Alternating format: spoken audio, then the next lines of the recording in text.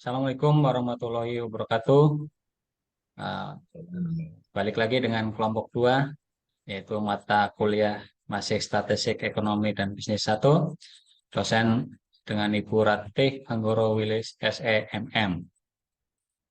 Kita berada di kelas MJ 205. Kelompok 2 beranggotakan dengan 1 Bapak Mistam, 2 Bapak Junianto, 3 Bapak Suratno, 4 saya sendiri, Elio Waluyo, dan 5 Pak Agus.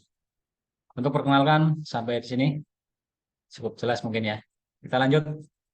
Nah, di sini ada materinya yaitu deretan berkala adalah sekumpulan data yang dicatat dalam satu periode waktu.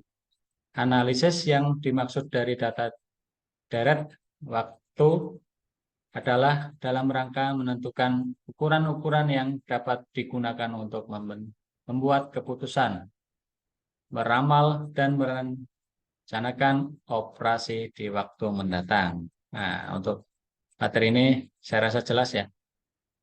Lanjut, Pak Mustam. Nah, kemudian ada contohnya, yaitu data pengguna jaringan internet IndiHome di Tangerang Selatan pada tahun 2015 sampai dengan tahun 2020. Data pertumbuhan ekonomi di Indonesia tahun 2010 sampai dengan 2019.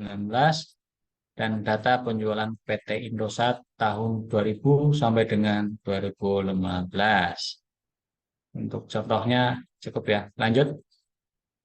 Kemudian manfaat analisis deret berkala, yaitu 1. Membantu mempelajari data masa lampau sehingga dapat dipelajari faktor-faktor penyebab perubahan untuk mempertimbangkan perencanaan di masa depan. Nah, untuk poin pertama ini sangat jelas lah, mungkin untuk dipahami ya. Jadi belajar dari masa lampau untuk merencanakan masa depan yang lebih baik ya. Terus kemudian ada di poin 2 yaitu untuk membantu dalam peramalan. Nah, ini untuk mengira-ngira ya. Kemudian poin ketiga, membantu dan mempermudah memperbandingkan satu rangkaian data dengan rangkaian data yang lain. Untuk manfaat mungkin sangat jelas ya. Kita langsung lanjut ya.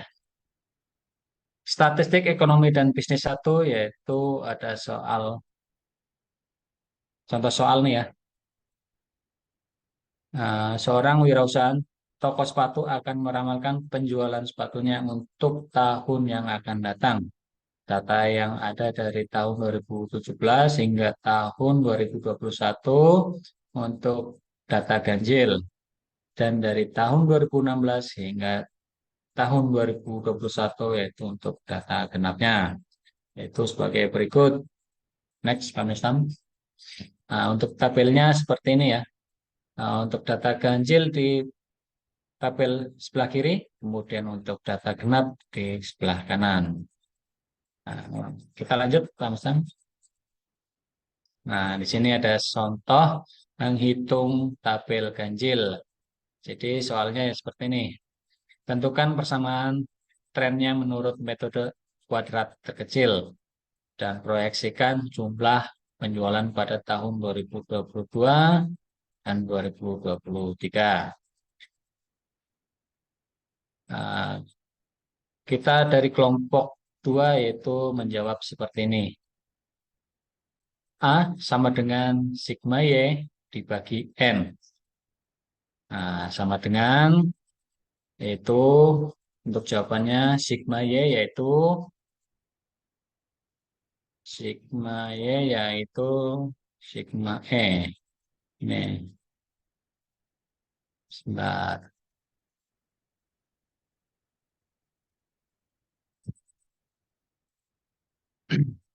Sigma E yaitu 760. Nah, nih seperti di tabel ya. Jadi jumlah dari 2017 hingga 2021 ketemu 760 untuk sigma Y. Yaitu Y itu adalah penjualan unitnya di setiap tahun. Kemudian dibagi N. N itu di sini kita ketemu 5. 5 itu dari jumlah tahunnya ya, dari 2017 hingga 2021.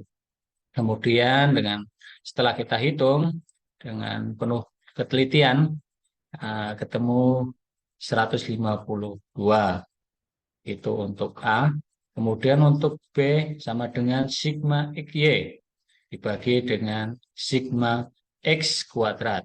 Yaitu untuk sigma XY-nya yaitu 100. 100 di sini bisa dilihat di tabel ya. Sigma X-nya kita dari kelompok 2 menghitung dan menjumlahkan ketemu 100. Kemudian untuk sigma X kuadrat yaitu 10. 10 yaitu bisa dilihat ya untuk jumlahnya di X kuadrat 10. Ini ya 10. Ini untuk X. Y-nya 100. Nah, ketemu 10 ini. Nah, kemudian lanjut ya. Y sama dengan A plus B. X sama dengan, yaitu untuk A-nya. Akan ini hasilnya 152. Kemudian ditambah dengan PX. PX-nya yaitu ini 10 kali ya. Nah, kemudian metode kuadrat terkecil yaitu penjualan tahun 2022 yaitu X sama dengan 3. Ini ya untuk 2022 X-nya 3 ya. Nah, jadi hasilnya sama dengan 152 tambah 10 dikalikan 3 sama dengan yaitu 152 ditambah 30. 30 dari mana? Dari sini teman-teman. 10 dikali 3. Jadinya 152 ditambah 30 ketemu hasil 182 unit. Itu di tahun 2022. Kemudian kita lanjut di tahun 2023. Di 2023 untuk penjualannya yaitu X sama dengan 4. 4 dari mana? Dari sini teman-teman. X ya 4. Di 2023 4. Terus penjualan tahun 2003 itu sama dengan 152 ditambah 10 kali 4 sama dengan 152 ditambah 40. 40 ini dari ini ya, dikali 4. Sama dengan setelah kita hitung, ketemu 192 unit di tahun 2023. Mungkin untuk soal pertama di tabel data ganjil sangat jelas ya, untuk mudah dipahami. Kita lanjut ya untuk soal berikutnya. Next, Pak Mistam. Oke. Nah, itu untuk data genapnya. Data genap seperti di tabel sebelah kiri, yaitu kita langsung saja mencoba menjawab pertanyaannya ya. Untuk metode kuadrat terkecil di tabel genap, yaitu sigma Y sama dengan sigma Y. Ini ya, ini Y ya. Oke, Y. Setelah kita jumlah, kita hitung ketemu 870. Kemudian sigma Y dibagi N. N-nya berapa? N-nya yaitu 6. 6 ini dari ini ya, banyaknya tahun dari 2016 sampai 2001. Nah, 870 dibagi 6 sama dengan 145. Hasilnya nih 145. Kemudian untuk A ya. Untuk B sama dengan sigma XY. Nah, dibagi sigma X kuadrat. Untuk sigma XY-nya yaitu 205. Sigma XY yaitu ini ya, 205. Dibagi sigma X kuadrat yaitu ini. X kuadrat. Kita hitung dengan teliti. Ketemu hasil 11,71.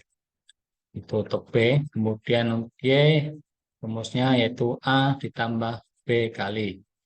Sama dengan, yaitu untuk A-nya, ini ya, 145 ditambah untuk B 11,71 X. Nah, jelas ya. Kemudian untuk metode kuadrat kecil, yaitu rumusnya Y sama dengan A plus BX. Sama dengan 145, 5 plus 11,71.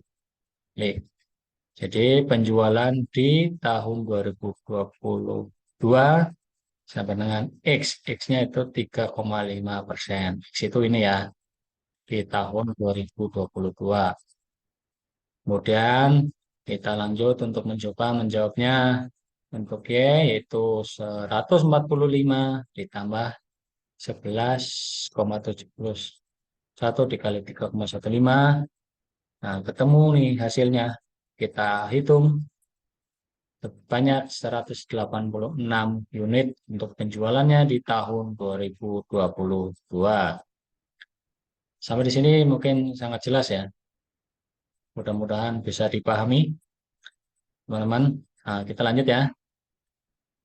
Dari kelompok 2 mencoba menjawab di tahun 2023, yaitu X-nya yaitu ini ya 4,5%.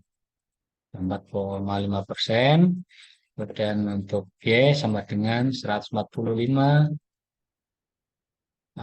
ditambah 11,71 kemudian dikali dengan 4,5%. Kemudian kita hitung ketemu hasil 197 untuk penjualan unit di tahun 2023. Mungkin untuk materi kali ini atau mungkin jawaban kita kali ini dari kelompok 2 saya rasa cukup untuk memenuhi tugas dari Bu Rati ya. Yuk, sudah selesai ya Pak Mistam ya? Oh iya, ternyata sudah selesai. Oke, lanjut. Sebelumnya saya ucapkan terima kasih kepada Ibu Ratih sebagai dosen kita yang selama ini telah memberikan materi yang sangat bermanfaat dan mudah dipahami, terutama di kita di kelompok 2. Sedikit pantun untuk mengakhiri presentasi kita di kelompok 2, yaitu saya akan membacakan,